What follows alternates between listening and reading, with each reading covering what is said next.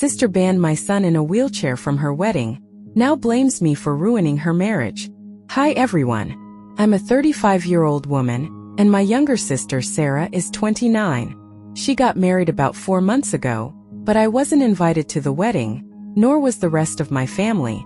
It was a painful experience for me because Sarah and I had always been close. But as soon as she got engaged, something changed. Sarah transformed into a complete bridezilla. She became demanding and self-centered, and by the time she started sending out wedding invitations, she called to let me know that I wouldn't be getting one. Her reason? My 12-year-old son, who uses a wheelchair, would ruin the photos. My son has been in a wheelchair for 2 years following a severe accident. He's undergoing physical therapy, and we're hopeful he'll walk again one day. In the meantime, he uses the wheelchair, and we've adjusted as a family. We expect others to be respectful of his situation, but Sarah's reasoning left me stunned. When she called, she said she didn't want me, my husband, or my children at her wedding, because she was concerned that my son's wheelchair would ruin her wedding photos. I was floored. There were so many ways this could have been handled if she felt that way, like asking the photographer to exclude my son from certain shots. But even thinking like that felt heartless, and I didn't bother making the suggestion. Instead, I told her I was fine not being invited and left it at that. After the call, I made the decision to cut Sarah out of my life. It wasn't an easy choice, but I couldn't move past the insensitivity she'd shown. I didn't share this incident with anyone except my husband, because I didn't want to create drama or drag my son into the situation. Around my parents and Sarah, I pretended everything was fine. Sarah did the same. So, when I didn't attend her wedding, people were surprised. Friends and family reached out asking why I wasn't there. To avoid stirring the pot, I told them my father-in-law had fallen ill and I needed to be with him. Nobody questioned it further, not even my parents or Sarah's now husband, Mark. Fast forward to a few weeks ago, when my family reunited at my cousin's engagement party. During the event, Mark cornered my husband and me to express his disappointment about our absence at the wedding. He said he understood why we couldn't attend due to my father-in-law's illness, but he was hurt that we hadn't reached out to him or Sarah afterward. Mark and I had always gotten along well. Sarah had been with him for 4 years before they married, so he felt like part of the family. I hated seeing him blame himself for our absence, and I tried to brush it off, apologizing and promising to make it up to him. But Mark wouldn't let it go. He was convinced something more was going on and insisted on knowing the truth. After a while, my husband and I decided to tell him. Mark deserved an explanation, and I didn't want him thinking he'd done something wrong. I explained the phone call from Sarah, the one where she said my family wasn't invited because of my son's wheelchair. I told him how deeply hurt I was, but had chosen to stay quiet to avoid drama before their big day. Mark was horrified. He immediately apologized on Sarah's behalf, saying he would have stopped her if he'd known. He understood why I stayed away and said he was sorry for how Sarah had treated me.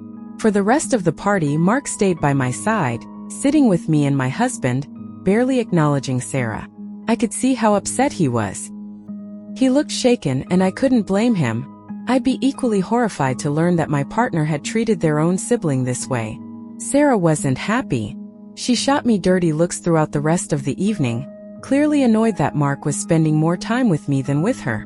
I tried to avoid her gaze and focus on enjoying the party, but the tension was palpable. 3 days later, my parents called me. They said they'd learned the truth about why I hadn't attended Sarah's wedding and warned me that she was furious. According to them, Mark had been insisting that Sarah go to therapy ever since our conversation. My parents didn't want to take sides, but they wanted me to know how upset she was. I've spoken to my husband about all of this, and he doesn't think I did anything wrong. But I can't help wondering if I overstepped by telling Mark the truth. Was I wrong to throw Sarah under the bus? Update 1. The situation continued to weigh on me, so I decided to confront my parents. It didn't make sense to me that they claimed not to want to take sides but still went out of their way to inform me about Sarah's feelings. If Sarah wanted to address this, she could have reached out to me directly. My parents' decision to get involved felt like a subtle attempt to guilt me. I visited them earlier today to get clarity. At first, they denied trying to manipulate me and said they just didn't want their daughters fighting. They claimed they only told me about Sarah's feelings to encourage me to take the initiative and resolve things. That explanation didn't sit well with me. If they truly wanted reconciliation, why didn't they encourage Sarah to talk to me instead of getting involved themselves? When I pressed them further, they finally admitted that part of them believed I was at fault for telling Mark the truth. They argued that months had passed since the incident, and there was no need to dig it back up and create trouble in Sarah's otherwise happy marriage. Their words stung. It was insulting that my parents thought I deliberately tried to sabotage Sarah's marriage. I told them I had no intention of stirring up trouble. Mark insisted on knowing the truth, and I only told him because he wouldn't let it go. It wasn't about revenge. It was about being honest with someone who deserved to know. What hurt the most was how easily my parents overlooked Sarah's actions. They seemed more concerned about preserving her marriage than addressing the fact that she excluded her nephew from her wedding because of his wheelchair. I reminded them how traumatic my son's injuries had been for our family, and how sensitive I was about the subject. For them to dismiss his pain so casually was heartbreaking.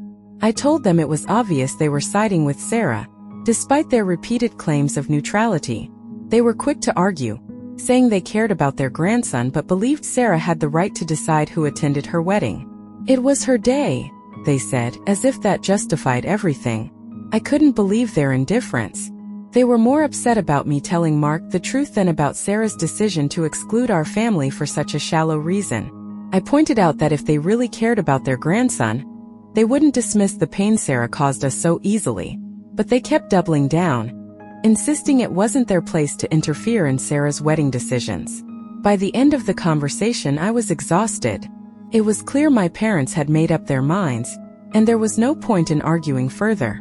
I left their house feeling hurt and betrayed. It's one thing for Sarah to act selfishly.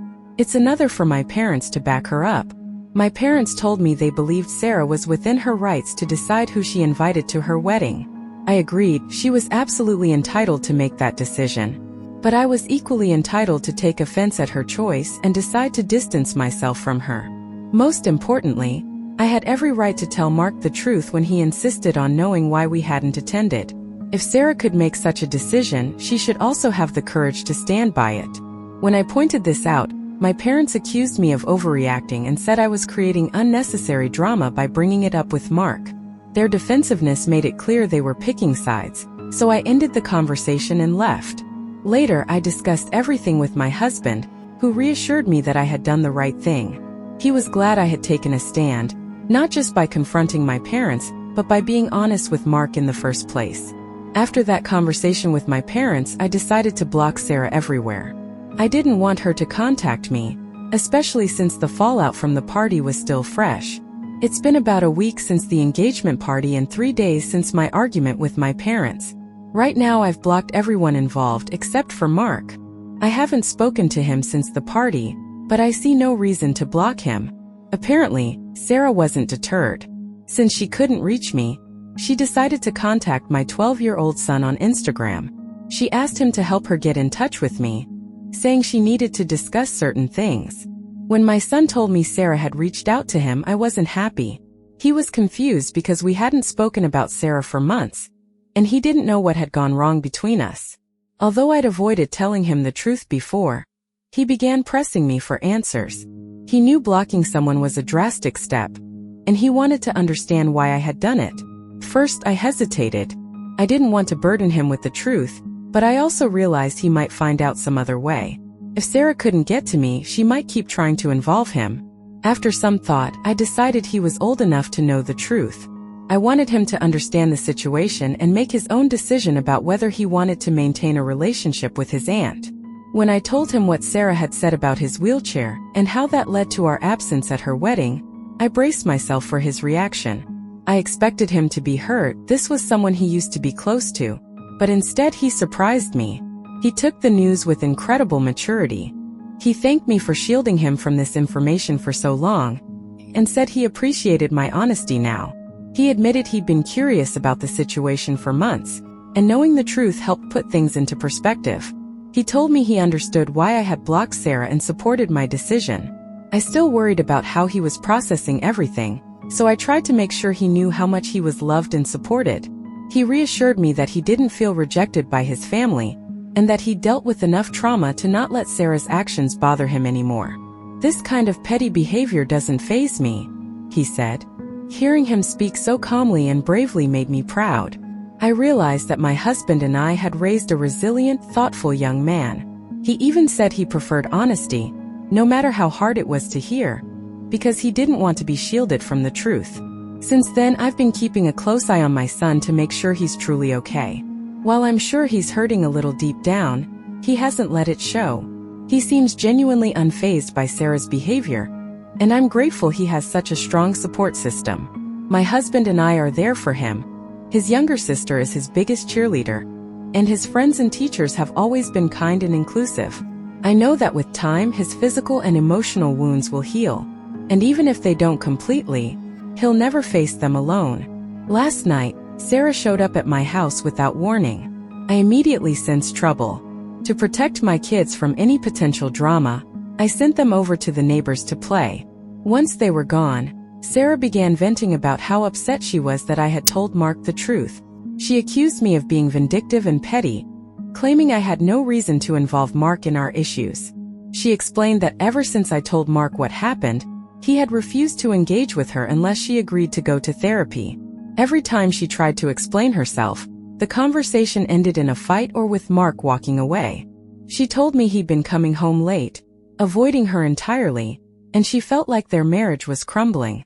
When she finished her rant, I calmly told her that none of this was my fault. "You're projecting your guilt onto me," I said. "If you hadn't done something so hurtful, you wouldn't have to worry about the consequences of your own actions." I expected her to argue, but instead she broke down crying on my couch. My husband and I stood there stunned, unsure of what to do. Eventually, I sat down beside her and waited for her to calm down. Then, through her sobs, she began apologizing. Sarah's apology. Sarah admitted she had been wrong. She realized how insensitive and disrespectful she'd been, especially toward my son. She told me that Mark had put their plans to have a baby on hold indefinitely, saying he couldn't trust her to be a good mother until she worked through her issues. That had shattered her. She had been looking forward to becoming a mom ever since they got married, and now it seemed like a distant possibility. Instead of facing the situation, she admitted she had been trying to run from it, finding a scapegoat in me. But the more she reflected, the more she realized she had no one to blame but herself. She apologized for everything and said she was truly sorry. Forgiveness and boundaries. Her apology caught me off guard, but I appreciated her sincerity. My husband and I forgave her but told her we still believe therapy was a good idea. Mark had a point. Her recent behavior had been out of character and concerning. If she wanted to rebuild trust with Mark and with us, therapy would be a step in the right direction. Sarah cried a little more after that, and this time I did console her. However, as she was leaving, I made it clear that I still needed time. "I'm not ready to fully reconcile yet," I told her. She nodded and said she understood. After Sarah left, I told my son that she had apologized. I let him decide whether he wanted to forgive her. He told me it didn't matter to him because he had already decided not to let her actions affect him. "Her apology doesn't change anything for me," he said. "I'm just fine without her." I admire his maturity, but he's still young, and I know his feelings might change with time. Regardless, my husband, daughter, and I are here for him, and that's what matters most. He has a strong support system at home, friends who include him in everything, and teachers who care deeply about him. I know he'll heal, both physically and emotionally. Update. It's been 3 years since the fallout with Sarah. Recently, my son started walking with crutches, and while he still uses a wheelchair when he gets tired, his progress has been incredible. His doctors are optimistic that he'll continue to improve, and someday, he might walk without assistance. Our family is overjoyed, and this milestone has brought us even closer together. As for Sarah and Mark, they've been in counseling and have gradually worked through their issues. They've since welcomed a baby, and while Sarah and I aren't as close as we used to be, we occasionally talk. For example, I congratulated her on the baby, and she recently reached out to celebrate my son's progress after I posted about it on social media. Things aren't perfect between us, but this arrangement works for now. I'm content with the distance, and I don't feel the need to force anything. My relationship with my parents, on the other hand, remains non-existent. I've come to terms with the fact that they'll never see things from my perspective, and I'm okay with that. My husband, kids, and I are happy, and that's all I need.